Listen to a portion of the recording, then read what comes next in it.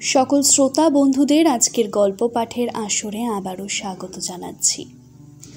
আজ আপনাদের শোনাতে চলেছি শীর্ষেন্দু মুখোপাধ্যায়ের লেখা একটি গল্প। গল্পের নাম উকিলের চিঠি। তাহলে শুরু করছি আজকের গল্প পাঠ। অমিশ্রী, তোর নামে একটা উকিলের চিঠি এসেছে, দেখগে যা। এই বলে মিছরির দাদা রতীশ টিয়ার ঝাঁক তাড়াতে ক্ষেতের মধ্যে নেমে গেল। গোসাবা থেকে 2 নৌকা বোঝাই লোক এসেছে অসময়ে। লাট এলাকার ভেতরে কোনো বিষয়কর্মে যাবে সব। এই অবেলায় তাদের জন্যই খিচুড়ি চাপাতে বড় কাঠের উনুনটা ধরাতে বসেছিল মিছরি। কেঁপে উঠল। তার ভরন্ত যৌবন বয়স, মনটা সবসময় অন্য ধারে থাকে, শরীরটা এইখানে। আজকাল শরীরটা ভার লাগে তার, মনে হয় ডানা নেই মানুষের। উকিলের চিঠি শুনে যে উনুন ফেলে দৌড়বে তার জো নেই। বাবা গুলি পাকানো চোখে দেখছে উঠোনের মাঝখানে চাটাইতে বসে। বড় অতিথিপরায়ণ লোক, মানুষজন এলে তার হাঁকডাকের সীমাই থাকে না। তাছাড়া দাদু ঠাকুমা মা কাকা জ্যাঠারা সব রয়েছে চারধারে। তাদের চোখ ভেতরে বাইরে সব দেখতে পায়। উটকো লোকেদের মধ্যে কিছু বিপ্রবর্ণের লোক রয়েছে, তারা অন্যদের হাতে খাবে না। সে একটা বাঁচোয়া, রান্নাটা আর করতে হবে না তাদের। চাল ডাল ওরাই ধুয়ে নিচ্ছে পুকুরে। বাঁকে করে 2 বালতি জল নিয়ে গেছে কামলারা। উনুনটা ধাঁধিয়ে উঠতেই মিছরি সরে গিয়ে আম গাছতলায় দাঁড়ালো। কালও বড় ঝড় জল গেছে। ওই দক্ষিণ ধার থেকে ফৌজের মতো ঘোড়া সওয়ার ঝড় আসে, মাঠ কাঁপিয়ে। মেঘ দৌড়য়, ডিমের মতো বড় বড় ফোঁটা চটাস ফটাস ফাটে চারধারে। আজ সকালে 10 ঝুড়ি পাকা জাম, গুটি 10 কচি তাল কুড়িয়ে আনা হয়েছে ক্ষেত থেকে। ঘরের চালের খড় জায়গায় জায়গায় ওলট পালট। মাটির দেওয়াল জল টেনে ডডাস হয়ে আছে, এখন চড়া রোদে শুকোচ্ছে সব। আমতলায় দাঁড়িয়ে মিছরি দেখে রতীশ দাদা টিয়ার ঝাঁক উড়িয়ে দিল। ট্যাঁ ট্যাঁ ডাক ছেড়ে সবুজ পাখিরা উড়ে যাচ্ছে নদীর দিকে। মনে হয় মানুষের ডানা নেই। যারা এসেছে তারা সব কেমন ধারা লোক যেন, রোগা রোগা ভীতু চেহারা, পেটে সব খোদল খোদল উপসী ভাব, জুলু জুলু করে চারধারে চায় আর লজ্জায় আপনা থেকেই চোখ নামিয়ে নেয়। তাদের মধ্যে একজন আধবুড়ো লোক এসে উনুনটায় 2টো মোটা কাঠ ঢুকিয়ে দিল। ফুলঝুরির মতো ছিটকে পড়ল আগুনের ফুলকি। একটা কাঠ টেনে আধ পোড়া একটা বিড়ি ধরিয়ে নিল লোকটা। এই গরমেও গায়ের ঘেমো তেল চিটে গেঞ্জিটা খুলছে না। বুকের পাঁজর দেখা যাবে বলে বোধহয় লজ্জা পাচ্ছে। তাকে দেখে হাসি পেল মিছরির। সেই লোকটা চারধারে চেয়ে মিছরিকে দেখে কয়েক কদম বোকা পায়ে হেঁটে এসে বলল, আনাজপাতি কিছু পাওয়া যায় না? ক্ষেত ভর্তি আনাজ, অভাব কিসের? মিছরি বলল, এক্ষুনি এসে পড়বে, ক্ষেতের লোক নেমে গেছে আনাজ আনতে। একটু হলুদ লাগবে আর কয়েকটা শুকনো লঙ্কা, যদি হয়তো ফোড়নের জন্য একটু জিরে আর মেথি।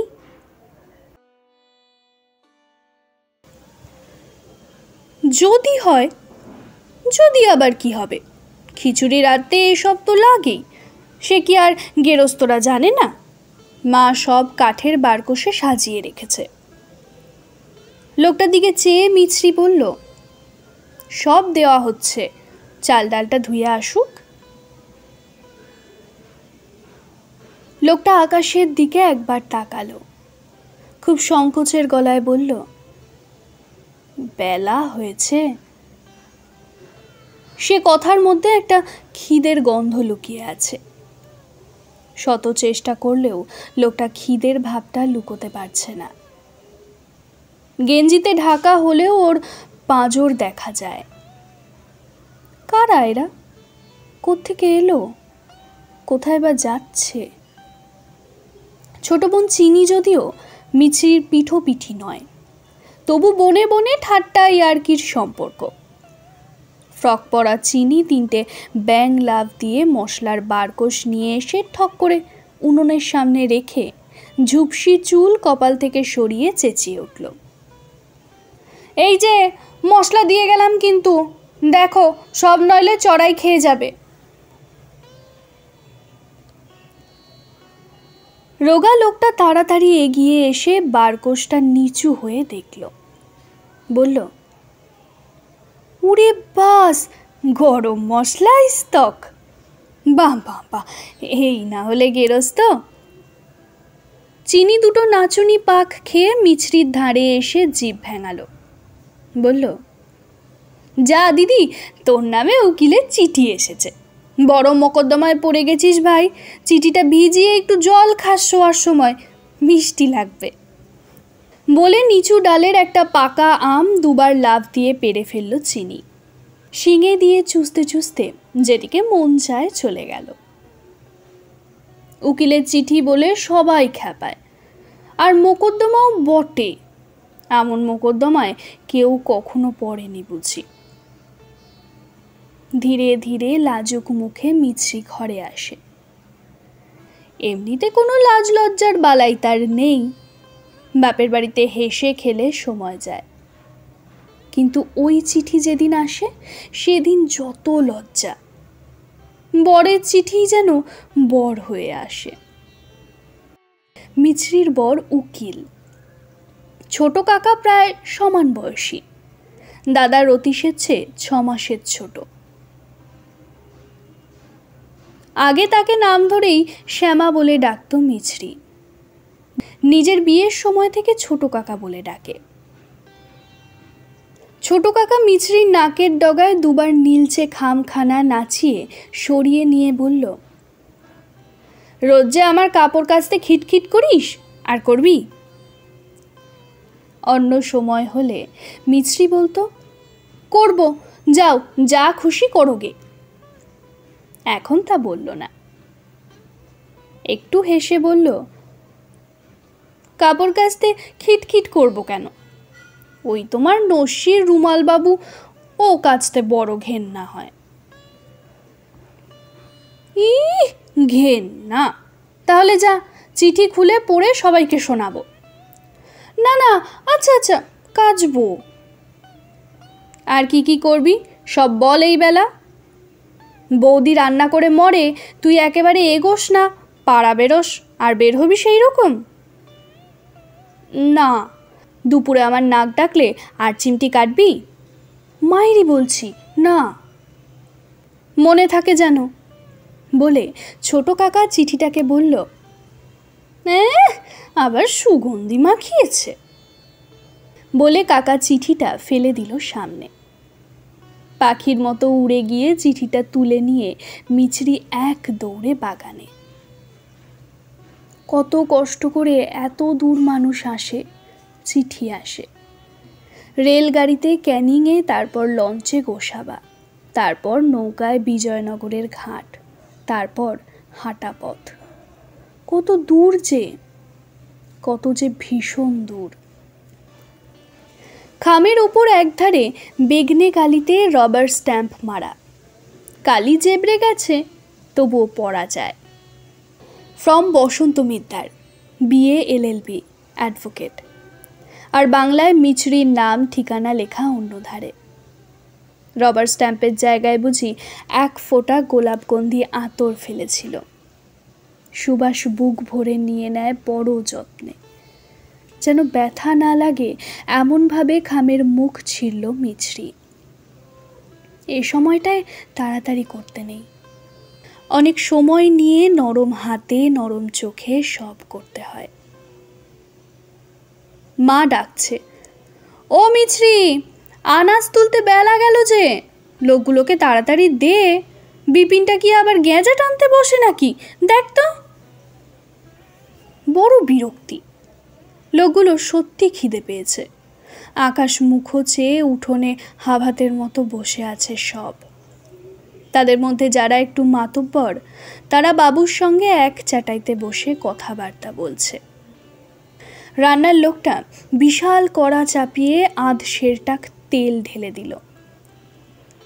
মিছরি খেতে নেমে গিয়ে কুহু স্বরে ডাক দিল, বিপিনদা, তোমার হলো? রান্না যে চেপে গেছে। অরহর গাছের একটা শাড়ির ওপাশ থেকে বিপিন বলে, 20টা মদ্য খাবে, কম তো লাগবে না? হুট করে বলতেই হয়ে যাচ্ছে নাকি? যাচ্ছি যাচ্ছি, বলগে হয়ে এলো। মিছরি চিঠিটা খোলে। নীল রুল টানা প্যাডের কাগজ। কাগজের ওপর আবার বসন্ত মিত্তার এবং তার ওকালতির কথা ছাপানো আছে। নিজের নাম ছাপা দেখতে লোকটা বড়ই ভালোবাসে। হুট করে চিঠি পড়তে নেই, একটু থামো, চারিদিক দেখো, খানিক অন্য মনে ভাবো, তারপর একটু একটু করে পড়ো। গেও মানুষ যেমন করে বিস্কুট খায়, যত্নে ছোট্ট ছোট্ট কামড়ে। চিঠি হাতে তাই মিছরি একটু দাঁড়িয়ে থাকে। সামনের মাঠে একটা ছোট্ট ডোবায় কে একজন কাদা মাখা পা ধুতে নেমেছিল। জল নাড়া পড়তেই কিলবিলিয়ে 100 জোক বেরিয়ে আসে। মিছরি দেখতে পায় লোকটা মাঠে বসে পায়ের জোক ছাড়াচ্ছে। ক্ষেতের উঁচু মাটির দেওয়ালের উপর কোনো কাদায় একটা গরু উঠে পড়েছে কিনা কে জানে।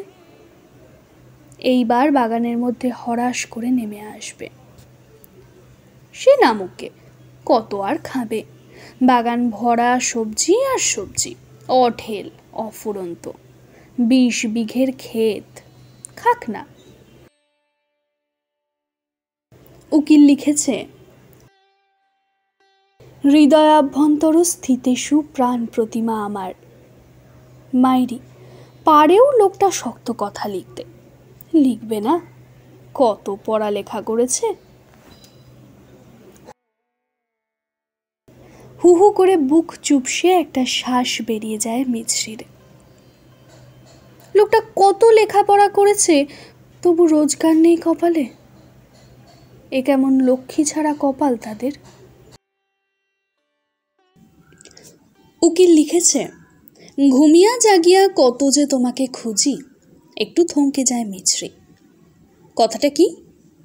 ঘুমিয়া? ঘুমিয়া মানে তো কিছু হয় না। বোধহয় তাড়াহুড়োয় ঘুমাইয়া লিখতে গিয়ে এমনটা হয়েছে। ওকে, ওসব কত ভুল হয় মানুষের, ধরতে আছে। ছ্যাক করে ফোড়ন পড়ল তেলে, হিং ভাজার গন্ধ। রান্নার লোকটা বুঝি কাকে বলবে, এর মধ্যে একটু ঘি হলে আর কোনো কথাই ছিল না। জ্যাঠা বোধহয় সান্ত্বনা দিয়ে বলল, হবে হবে, তা মিছরি, পাথর বাটিতে একটু ঘি দিয়ে যা দেখিনি। মিছরি আর মিছরি, ও ছাড়া বুঝি কারো মুখে কোনো কথাই নেই। মিছরি নড়ল না। চিঠি থেকে চোখ তুলে উদাসভাবে আকাশ দেখল। আবার একটা টিয়ার ঝাঁক আসছে গাং পেরিয়ে। আসুক। ছোট কাকার এক বন্ধু ছিল, ত্রম্বক। মিছরির বিয়ের আগে খুব আসতো এ বাড়িতে। বিয়ের পর আর আসে না। কেন বলো তো? মিছরি উদাস চেয়ে থাকে। কোনো দিন মনের কথা কিছু বলেনি তাকে ত্রম্বক, কিন্তু খুব ঘন ঘন তার নাম ধরে ডাকত। সিগারেট ধরাতে 10 বার আগুন চাইত। কেন যে মনে পড়ল। উকিল লিখেছে, 30 টাকার মধ্যে কলিকাতায় ঘর পাওয়া যায় না। অনেক খুঁজিয়াছি। মাঝে মাঝে ভাবি বনগা চলিয়া যাইব, সেখানে প্র্যাকটিসের সুবিধা হইতে পারে, বাসাও সস্তা। তাই যদি যেতে হয় তো যাও, আমি আর পারি না। বিয়ের পর 1 বছর 4 মাস হলো ঠিক ঠিক। আর কি পারা যায় বলো উকিলবাবু? তোমার পাষাণ হৃদয়, তার উপর পুরুষ মানুষ, লাভঝাপ করে তোমাদের সময় কেটে যায়। আর আমি মেয়ে মানুষ, লঙ্কা গাছে জল ঢেলে কি বেলা আমার কাটে বলো তো? চোখের নোনা জলে নোনা গাঙে জোয়ার ফেলে দিই রোজ। উকিলবাবু, পায়ে পড়ি। খিচুড়িতে আলু, কুমড়ো, ঢেঁড়স, ঝিঙে, পটল সব ঢেলে দিয়ে রোগা বামুনটা আম গাছের তলায় জিরিয়ে নিচ্ছে। গলায় ময়লা মোটা পৈতেটা বেরিয়ে গেঞ্জির উপর ঝুলে আছে। বড় রোগা, ঘামে ভিজে গেছে, তবু গেঞ্জি খোলেনি। পাঁজর দেখা যাওয়ার লজ্জায় মনে হয়। বিড়ি ধরিয়ে ছোট কাকাকে বলল, বউ আর ছেলেপিলেদের সোনারপুর স্টেশনে বসিয়ে রেখে আমরা বেরিয়ে পড়েছি। তারা সব কদিন ভিক্ষে শিক্ষে করে খাবে। ঠিক করেছি, যেখানে পাবো জমি দখল করে ঘর তুলে ফেলবো আর চাষ ফেলে দেব। মশাই, কোনোখানে একটু ঠাঁই পেলাম না আমরা? বাঁচতে তো হবে নাকি? ছোট কাকা বলে, কতদূর যাবেন? ওদিকে তো সুন্দরবনের রিজার্ভ ফরেস্ট আর নোনা জমি, বাঘেরও ভয় খুব। লোকটা বিড়ি টেনে হতাশ গলায় বলে, আস্তে আস্তে এত দূর এসে পড়েছি, আর একটু তো যেতেই হবে। বাঘেরও খিদে, আমাদেরও খিদে, দুজনাকেই বেঁচে থাকতে হবে তো। উকিলবাবু আর কি লেখে? লেখে, সোনামণি, আমার তিন কুলে কেউ নাই, নইলে তোমাকে বাপের বাড়ি পড়িয়া থাকিতে হইত না। যাহা হোক, লিখি যে আর কয়দিন ধৈর্য ধরো, কোথাও না কোথাও কিছু না কিছু হইবেই। ওকালতিতে পশার জমিতে সময় লাগে। বুঝি তো উকিলবাবু, বুঝি। তোমার যেদিন পশার হবে ততদিন আমি থাকবো তো বেঁচে। যদি মরে যাই, তবে তোমার লক্ষ্মীমন্ত ঘরে আর কোনো না কোনো পেতনি এসে আমার জায়গায় ভেড়ে মুষে সংসার করবে। বালা বাজিয়ে হাওয়া খাবে, মাছের মুড়ো চিবোবে, গলা ভর্তি পান খেয়ে রূপোর বাটায় পিক ফেলবে। ততদিন কি বাঁচবো উকিলবাবু? বিপিন কলা পাতা কেটে উঠোনে ফেলেছে। ঠেলাঠেলি পড়ে গেছে দলটার মধ্যে। ঝপাঝপ পাতা টেনে বসে পড়ল সব। বা হাতে সকলের 5-6টা কাঁচা লঙ্কা, পাতে 1 থাবা নুন। খিচুড়ি এখনো নামেনি, সবাই কাঁচা লঙ্কা কামড়াচ্ছে নুন মেখে, ঝালে শীষ দিচ্ছে। উকিলবাবু আর কি লেখে? লেখে, বন্ধুর বাসায় আর কতদিন থাকা যায়, ভালো দেখায় না, ধারও অনেক হইয়া গেল, লজ্জার মাথা খাইয়া লিখি, কিছু টাকা যদি পারো। গরম খিচুড়ি মুখে দিয়ে একটা বাচ্চা ছেলে চেঁচিয়ে ওঠে জিভের যন্ত্রণায়। একজন বুড়ো বলে, আস্তে খা, ফুইয়ে ফুইয়ে ঠান্ডা করে নে। উফ, যা রেধেছ না হরিচরণ, লাটবাড়ির বাস ছেড়েছে। মিছরি আমতলায় দাঁড়িয়ে থাকে। বেলা হেলে গেছে, গাছতলায় আর ছায়া নেই, রোদের বড় তেজ। দলের মাতব্বর জিজ্ঞেস করে মিছরির বাবাকে, ওদিকে কি কোনো আশা নেই মশাই? এত দূর এত কষ্ট করে এলাম। মিছরি ঘরে চলে আসে, চোখ জ্বালা করছে, বুকটায় বড় কষ্ট। পরন্ত বেলায় মিছরি তার উকিলকে চিঠি লিখতে বসে। আশা হারাইও না, পৃথিবীতে অনেক জায়গা আছে।